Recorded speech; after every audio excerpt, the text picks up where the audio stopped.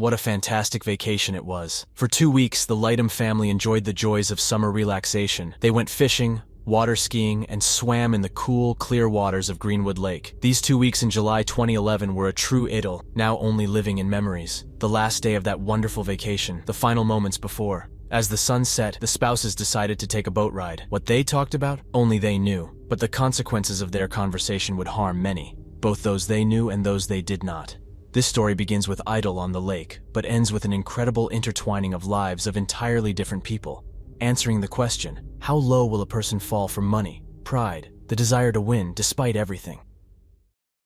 Who could have thought that it all started with a blind date? Chris, a man of few words and calm demeanor, and Nancy, a cheerful and sociable woman, made a wonderful couple. They got married less than a year after their first date. Thanks to his wife's support, Chris became one of the most influential and successful bankers in the city, achieving dizzying career heights. Nancy worked in a real estate agency and became the treasurer of the State Lottery Commission. After 20 years of marriage, the couple mingled in the highest echelons of Charleston society. 2 wonderful daughters and a mansion in a prestigious neighborhood complemented the image of a happy family. But perfect marriages don't exist.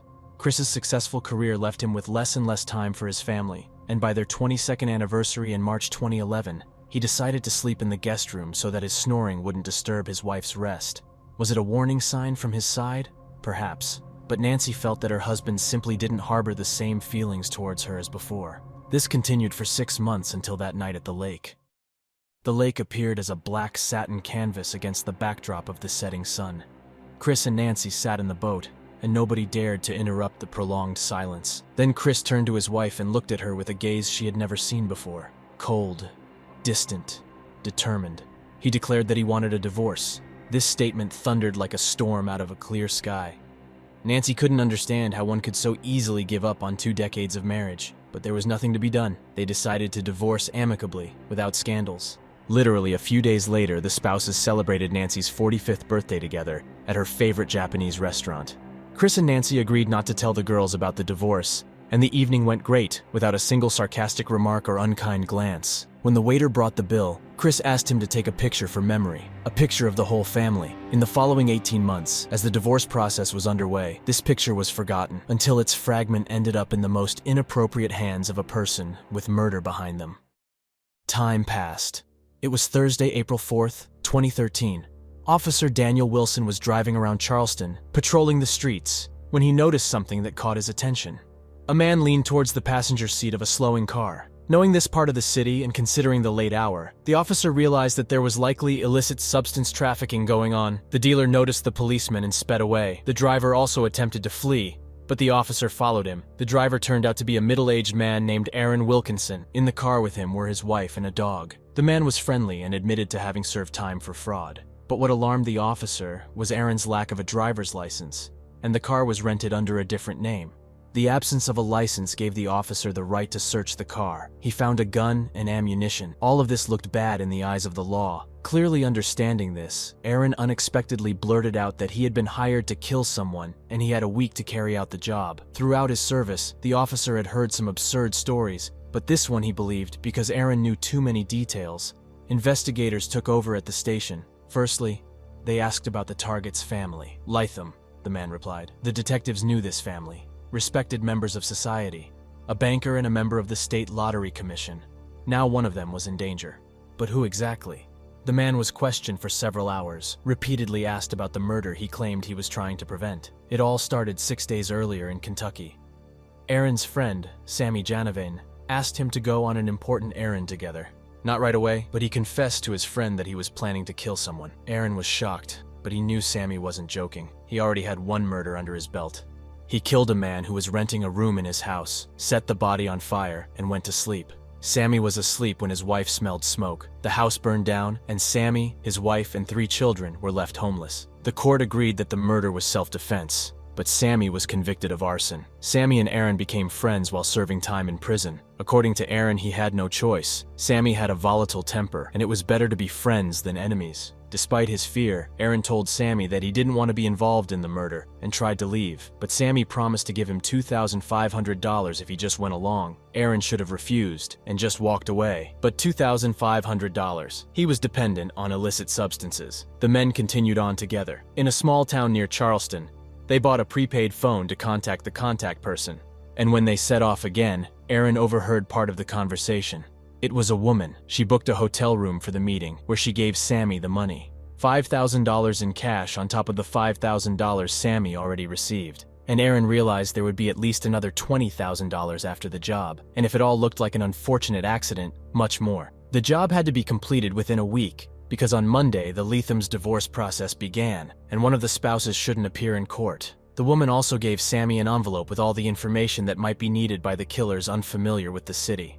Erin felt a growing sense of unease. Before, everything seemed a little unreal, but now, when he saw the photos, everything changed. He realized that an innocent person had to die, and he was obliged to prevent the crime. But how? Sammy was determined, and if Erin made a mistake, not only he would suffer, but also his wife. As if on cue, Sammy's phone rang. It was his girlfriend. She accused him of cheating, and the young people had a terrible argument. Erin saw an opportunity for himself. He persuaded Sammy to go home and make up with his girlfriend. Secretly, Erin hoped that Sammy would completely abandon the idea of murder, but no. Sammy planned to deal with his girlfriend and immediately return to Charleston. Any other person would have called the police, forgotten about this night incident, but not Erin. The thought occurred to him to convince Sammy that he would do everything himself. Strangely enough, Sammy agreed. Of course, it was just a trick. He took his wife and dog with him, in case Sammy suspected something, and planned to stay in the hotel until Monday, when the motive for murder disappeared. But they didn't plan to refuse illicit substances, and that's how they got caught. And now they were sitting in the police station, telling the police everything. Investigators didn't know whether to believe the words of a killer who confessed to a murder that hadn't happened yet. On the other hand, what did he have to gain by inventing such a story? Absolutely nothing. Yet the police couldn't act without evidence. But Erin had it. That envelope with all the information about the victim, left in the hotel room's number. The envelope turned out to be exactly where Erin said, in his room on the bedside table. There were numerous pictures of the victim, pictures of Nancy Leitham, as well as a mass of personal information about the woman herself, her children, her car, her house. The author of the materials even indicated where the killer should better park the car to avoid suspicion. Nothing revealed the author of the materials, but investigators understood that Erin hadn't lied. It was necessary to prevent the murder. FBI agents were brought into the case, who organized a phone conversation between Erin and Sammy to catch the accomplice.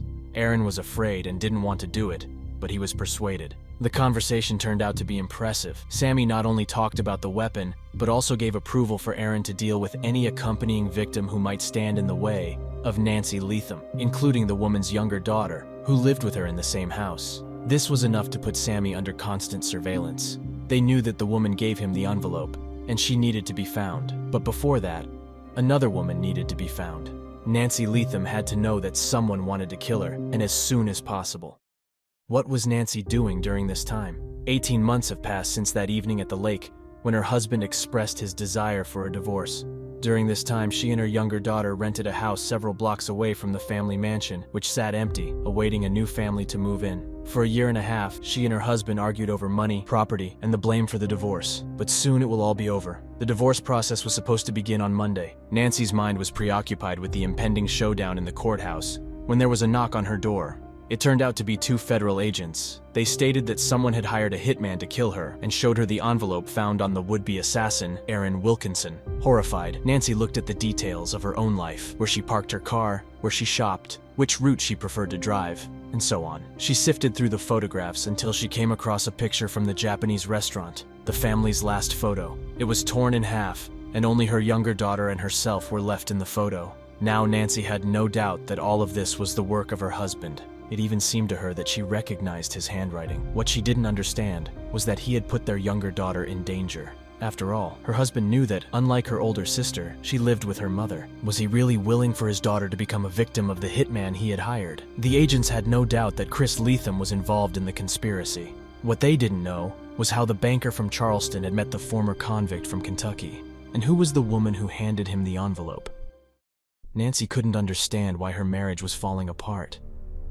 But her friends were convinced that there was something more behind Chris's desire for divorce than just cooled-off feelings.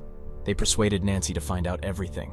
The woman didn't know how to do it until one evening, when her husband rushed off to an urgent meeting and left his wallet on the table. The hesitation was brief. Inside, the woman found a label from potency pills. It was news to her that he was taking them. But it didn't end there. Her husband had a whole arsenal of such remedies, such as testosterone gel. If Nancy had suspected nothing before, she couldn't be stopped now. She knew her husband had a habit of recording all passwords. Finding the password for his phone, she learned that when her husband moved to sleep in the guest room, he spent whole days texting with some woman and only stopped during working hours. Nancy was sure his lover was working with him. Furthermore, the woman found out that her husband had registered on a dating site and was actively using it.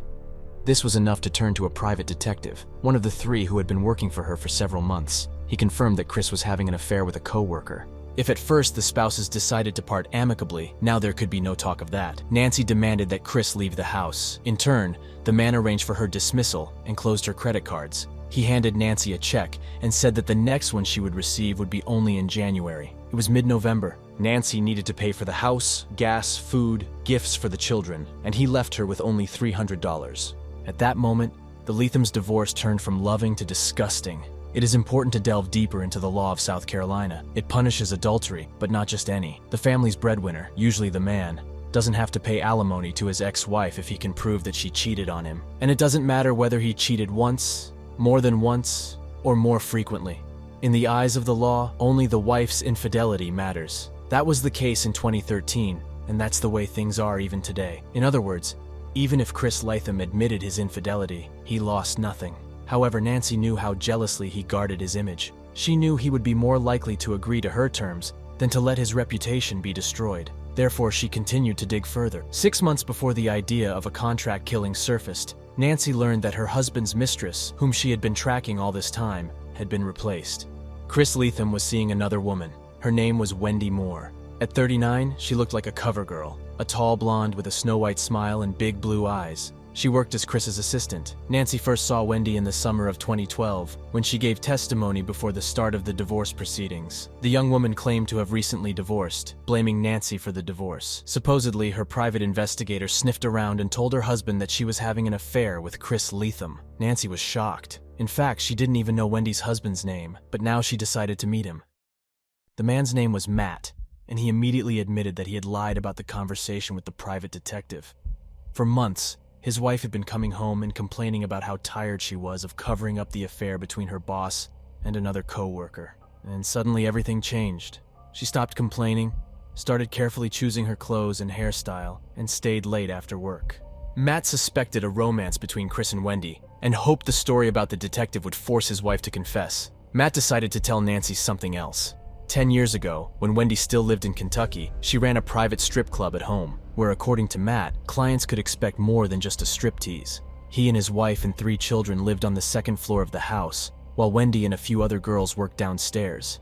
Matt added that they supposedly even filmed unsuspecting clients. Wendy's husband Sam hired a security guard to handle noisy clients. This went on until one night when Sam argued with the guard, killed him, set fire to the body, and went to sleep, leaving the kitchen on fire. He was sleeping when Wendy smelled smoke and called the fire department. The court ruled the killing of the guard as self-defense, and a doctor explained the man's behavior as post-traumatic stress disorder, but he was still charged with arson. Sam went to jail, and Wendy divorced him, starting life anew. She raised the children and received a college education at home, which later allowed her to get a job at Chris Leitham's bank. Sensing a golden opportunity, Nancy decided to dig up everything she could about Wendy. She even contemplated going to Kentucky to track down her first husband, Sam Enavena, and only a few months later did she find out that the man she had been eager to meet was hunting her down in Charleston. The detectives didn't take much time to establish that Wendy was the one who delivered the package with photos and money to Sam and Aaron. She was arrested.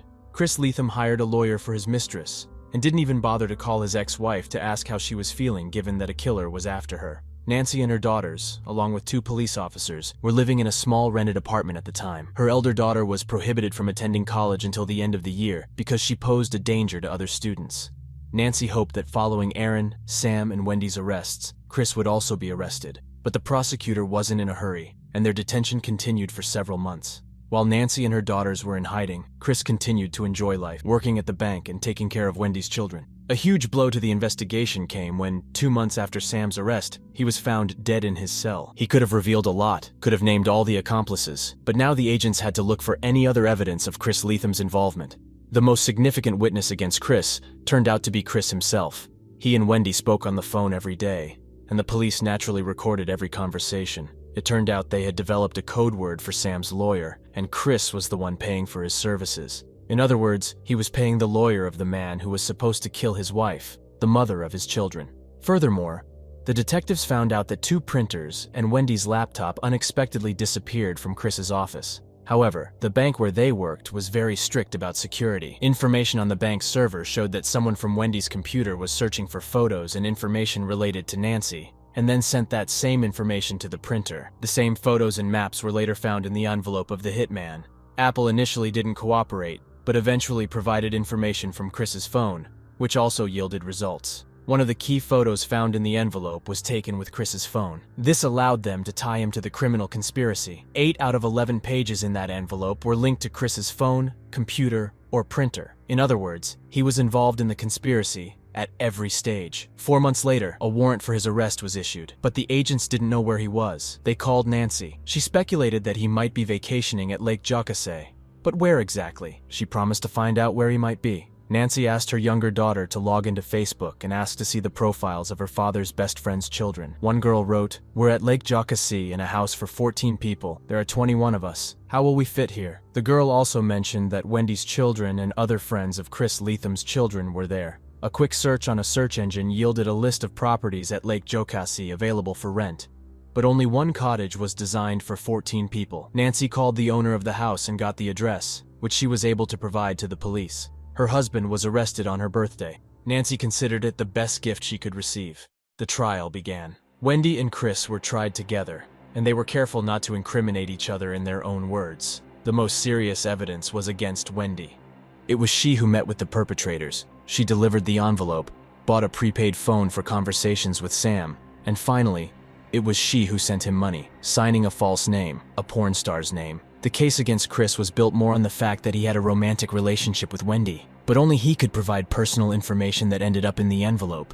The lawyers tried to argue that he didn't lose anything in the divorce, but he wouldn't have paid alimony to Nancy unless he could prove her infidelity. Otherwise, with a salary of $650,000 a year, he would have been transferring $7,500 to Nancy for the rest of his life. Moreover, the divorce process reflected poorly on his reputation. Nancy disappeared, and so did all his problems. In the end, the jury found Wendy guilty on all counts. She was sentenced to 15 years in prison. Chris was found guilty on only one of the 3 counts because not all the jurors believed that he had been involved in the conspiracy from the beginning. He was sentenced to 10 years in prison.